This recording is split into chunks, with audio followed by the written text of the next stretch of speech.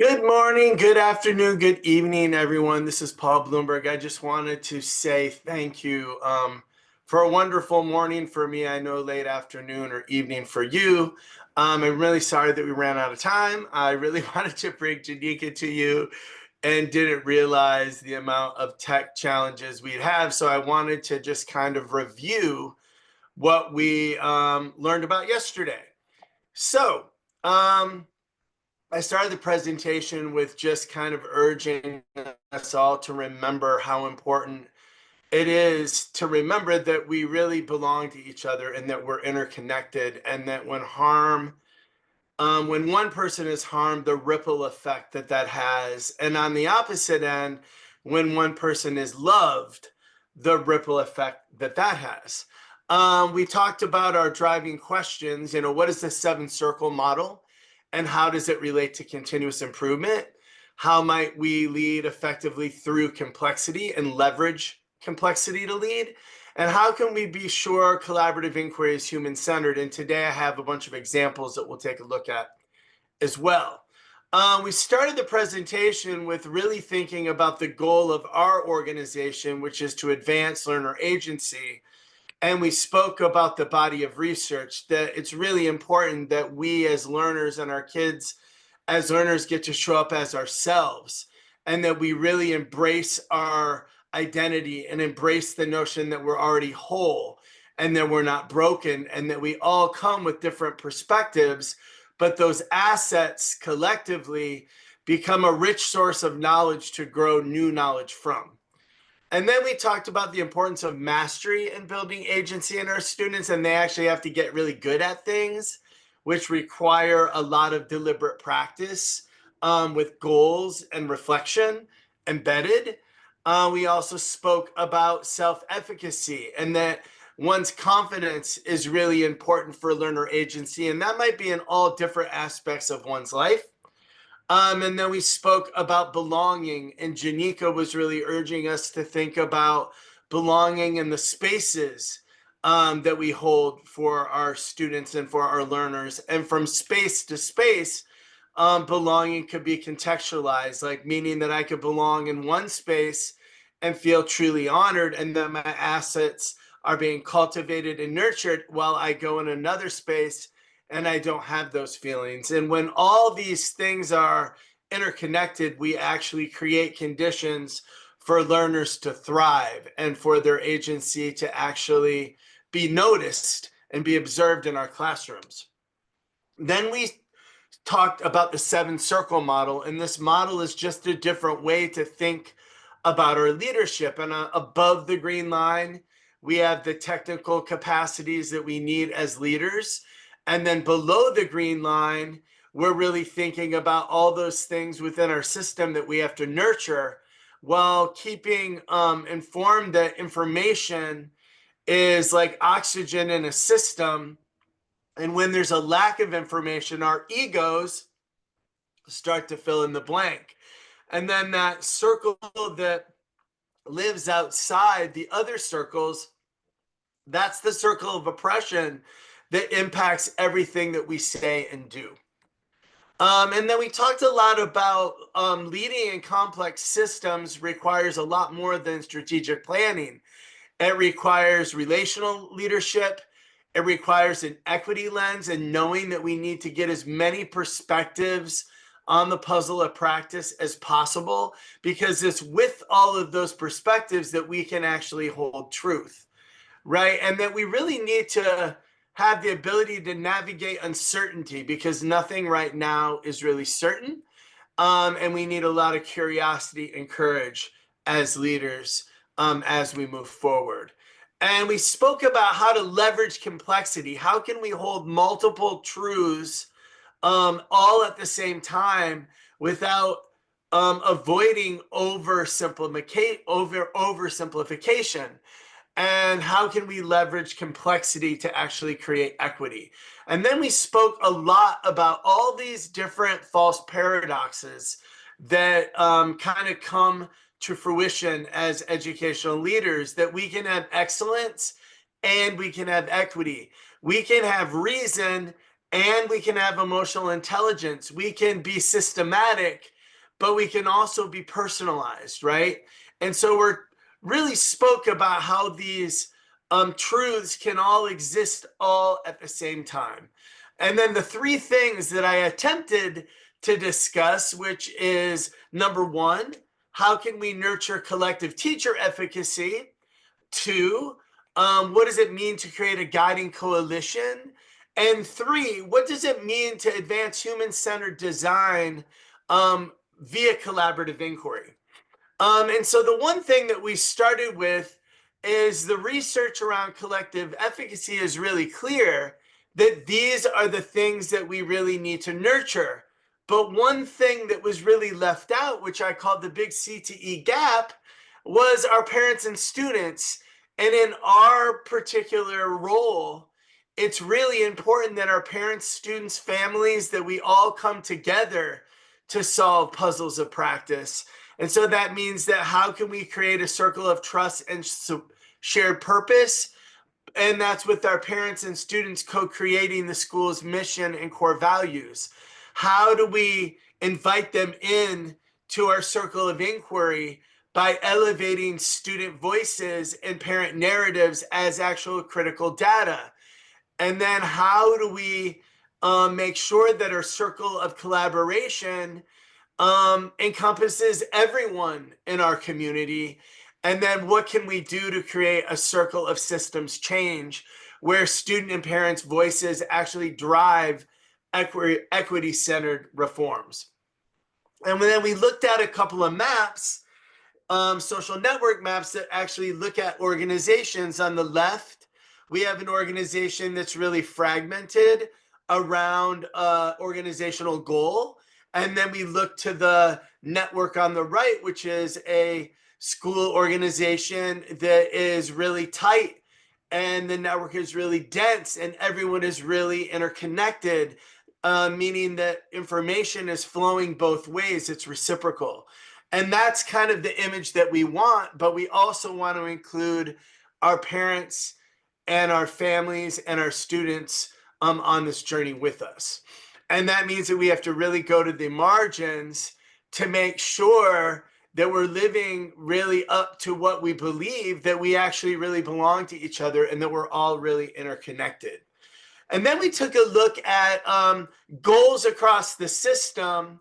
And instead of leaving families and students out, we looked at a progression that brings them in. And in your slides, you can actually look at that. You can actually click on that hyperlink. I created it this morning, where you can actually look at how goals can live from our families to our students, to our grade level or course select meetings, to our school-based instructional leadership teams, to our local authority learning teams. And by the way, I love to get feedback on that to make that tool even better. And our goal for making assessment capability the norm is because when our students are assessment capable, they actually demonstrate agency. So we can do a lot in our systems by really focusing on assessment for learning, or in the States, we call it culturally responsive assessment. And that focus can actually build agency across our system, especially if everyone gets in on the goal, from our parents to our students to our teachers to leaders. And then we invited Janika in to kind of speak a little bit about what it means to create a guiding coalition. So if we're going to do this work collaboratively, we have to have the right people around the table.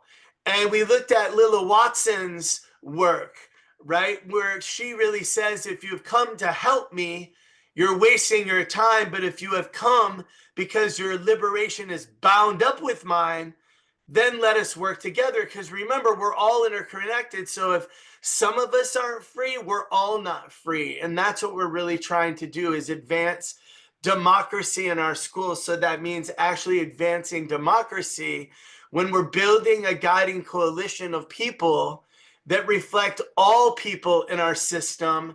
So when we're about to engage in collaborative inquiry around something that we all have a lot of value in, that we make sure that who's around the design table is representative of the people that we're supporting and that we're serving.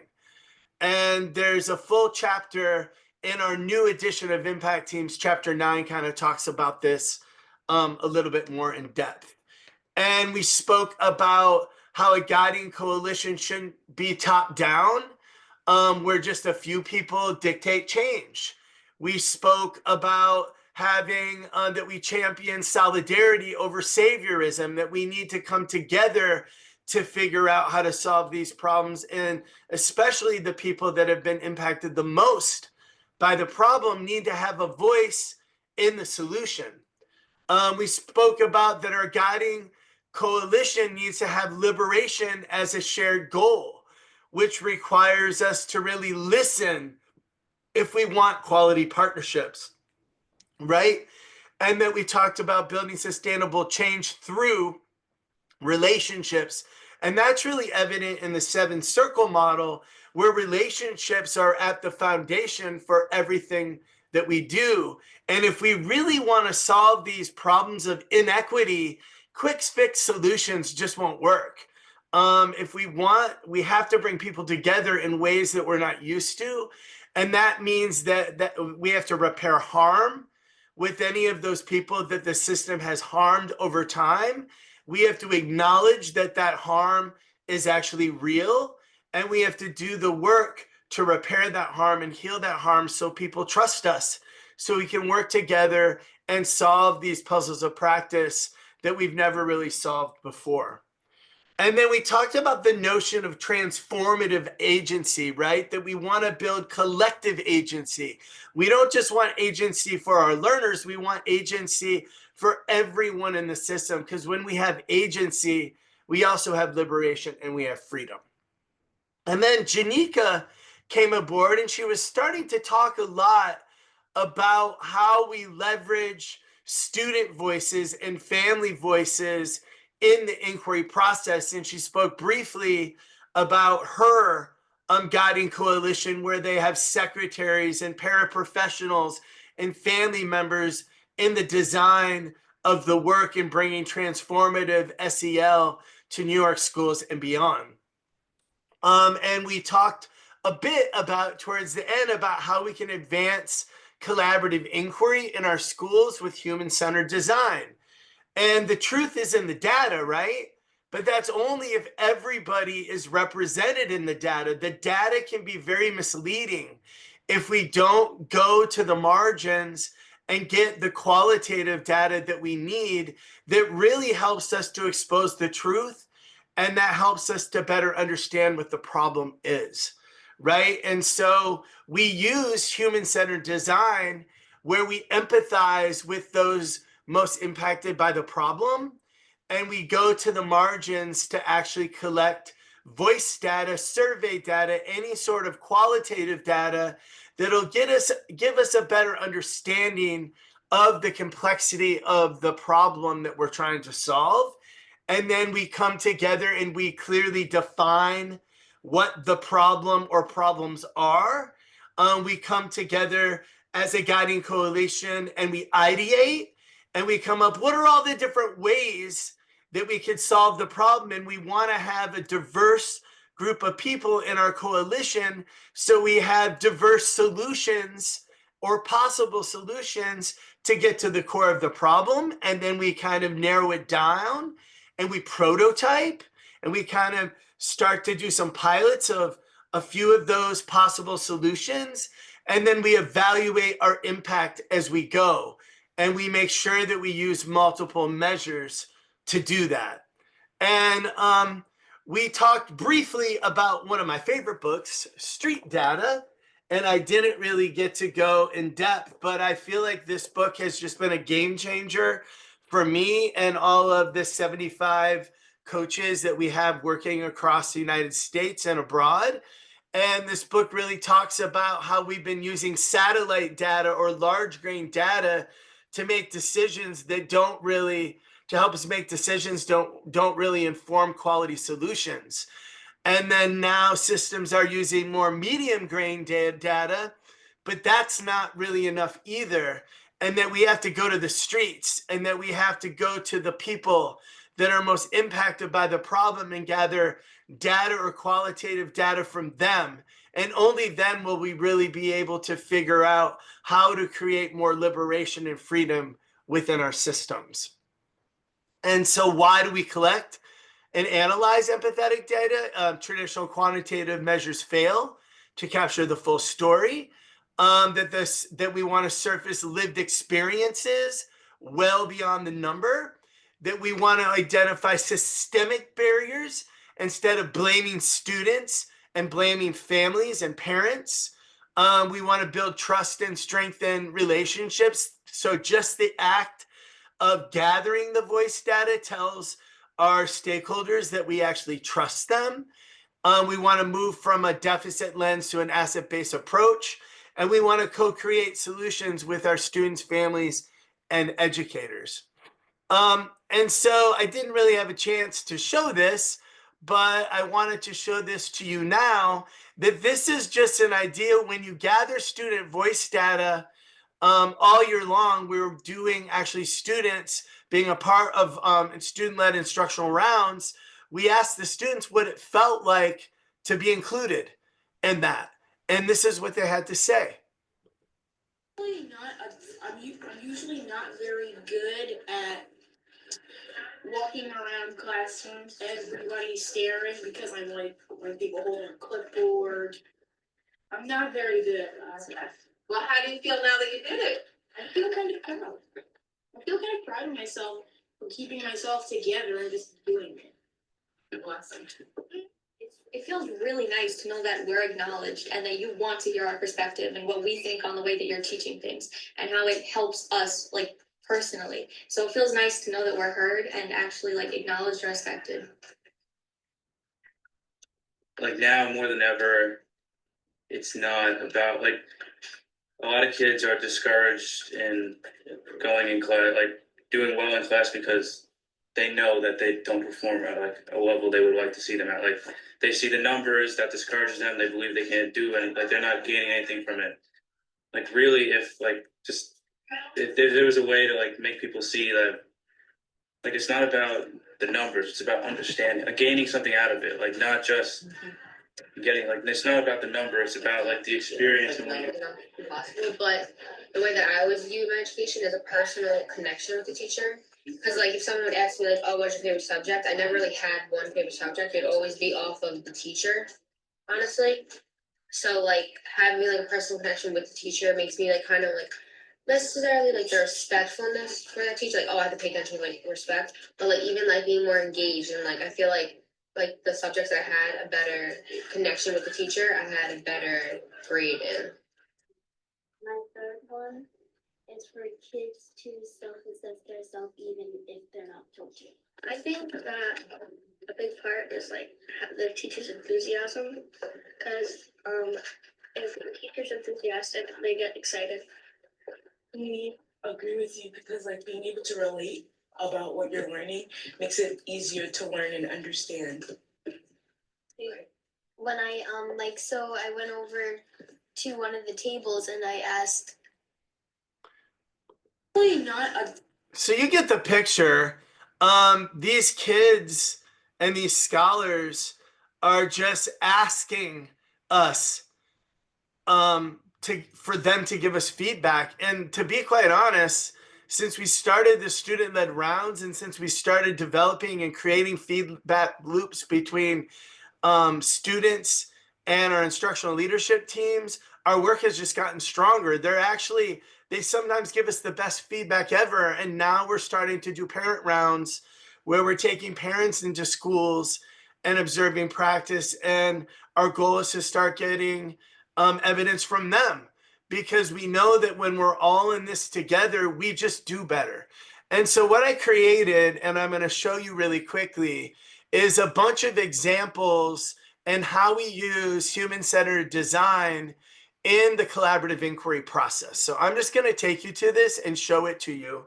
It's all hyperlinked in. You'll see another vision of our model that we have adopted, and that is now in the new Impact Team book. There's 6 different examples on the bottom. And then each example will kind of give you a blurb about what this example is all about. It'll convey the puzzle of practice that the school is trying to solve together. It'll lay out the empathize phase of human-centered design. It'll talk about the different ways that you can gather data. It'll actually give you some example questions that the designers use in the guiding coalition to collect empathetic data. And then it'll walk you through the stage on defining the possible problems, how the team ideated, what solutions they tried to prototype, and how they tested and iterated them. And there's a lot of different examples that span. And on the very end of the doc, you'll actually have access, sorry if that's making you dizzy, to our Impact Team website with all of the different protocols, processes, structures that we use, and then also a link to our Core Collaborative Impact Team, our Core Collaborative YouTube channel. Sorry about that. So I wanted to create that for you. I just wanted to end again by thanking you for all your attention. It was pretty wild having so many people on a webinar. I wish I could have collaborated and spoken to every single one of you. Just to kind of summarize, we spoke about moving our systems from people to processes, what it means to nurture collective teacher efficacy and the big gap in that research, about what it means to create a guiding coalition that actually mirrors your community, and how we can advance collaborative inquiry by actually infusing human-centered design. And with that, I will say farewell, and it was really wonderful to connect with all of you. Thank you.